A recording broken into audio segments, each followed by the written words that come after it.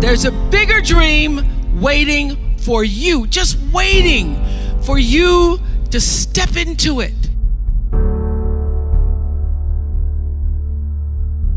Everything you try to do is already done. So when I figured that out, what I'm putting out is what's coming back.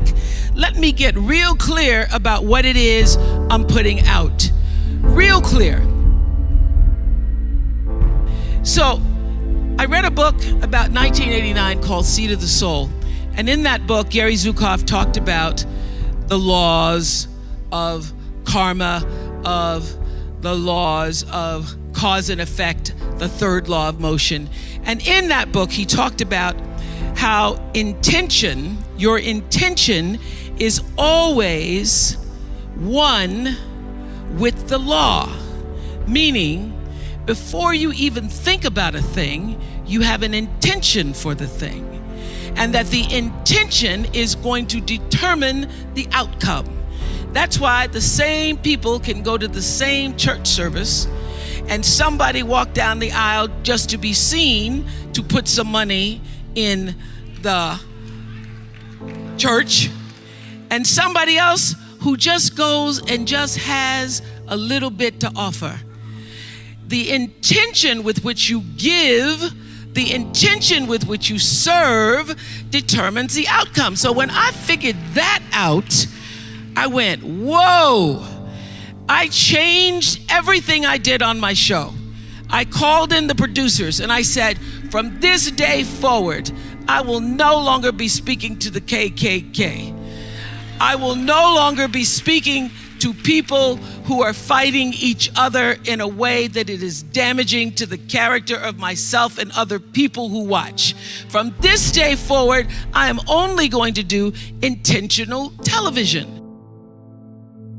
So it is my intention to fulfill the dream of the Creator.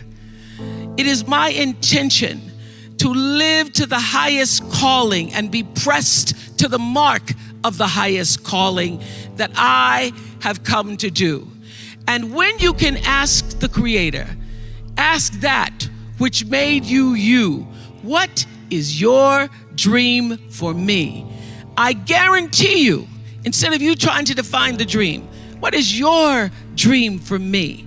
If you're able to lean into the dream that the universe and all the forces of light and love and power and grace by all the names that we call God has for you, nobody can touch you.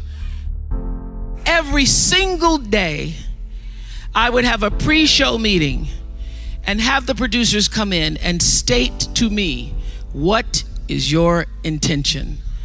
How do we want to use whoever is on this show, whatever is happening on this show, to serve the audience in a way that fulfills the mission of uplifting, enlightening, encouraging, as well as entertaining. And if it doesn't do that, then I can't do it. There's a bigger dream waiting for you, just waiting for you to step into it. To step into it. Your life is big. Your life is huge. And we spend so much time wanting to be in somebody else's life. And you don't get honored, you don't get revered, you don't get celebrating wanting what somebody else has, because that which created you, divine intelligence that dreamed you from before your ancestors ever knew they would become your ancestors, that which dreamed the seed of you, wants you to know how special, how wondrous, how mysterious, how complex, how glorious, how phenomenal you are. And you get no credit messing in somebody else's territory or trying to have power over something you have no control. Another one of my favorite teachings is The Wizard of Oz. When the Wicked Witch of the West says, go away from here because you don't have any power here, you have no power in any territory other than your own. Oh, but you are the master of that. You get to be the master of your own fate. You get to be the captain of your own soul. And if you just manage that, if you just took care of your territory, oh, the glorious, glorious, glorious, wondrous, wondrous opportunities and possibilities that are waiting for you. So the question is, what are you resisting?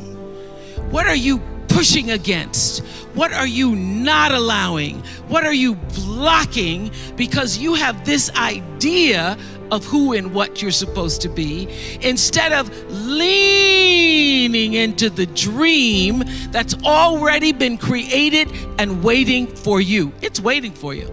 And the second, it's an instant thing. It's a shift in the way you see yourself and the power from which you have come.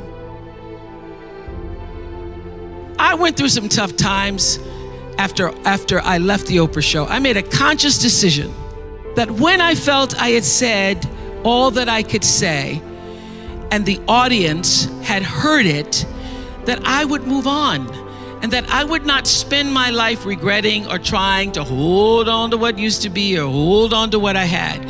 So I dreamed this dream of starting a network. And in the beginning, it was a struggle. It was a struggle because honest to goodness, I did not know what I was doing. I was trying to figure it out. I thought that the Oprah show audience would follow us to OWN, and then I realized y'all didn't have cable.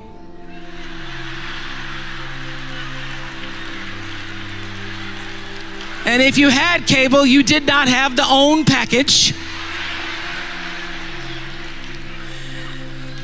So it took me a minute.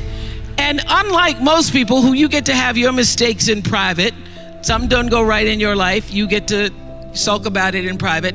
If I make a mistake, it's on the CNN crawl or the CNN news. So when I was in the climb and there were so many wonderful owners, I see Churl Action Jackson here.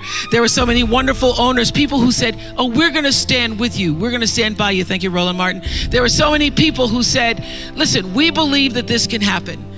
So I dreamed the dream along with Tyler Perry, who was my friend, who came to me and said, Tyler said, I'm gonna help you out because Tyler can go home and write a script and direct it, produce it, and shoot it, and do it for less money than anybody in Hollywood. So we started with a foundation of have and have nots.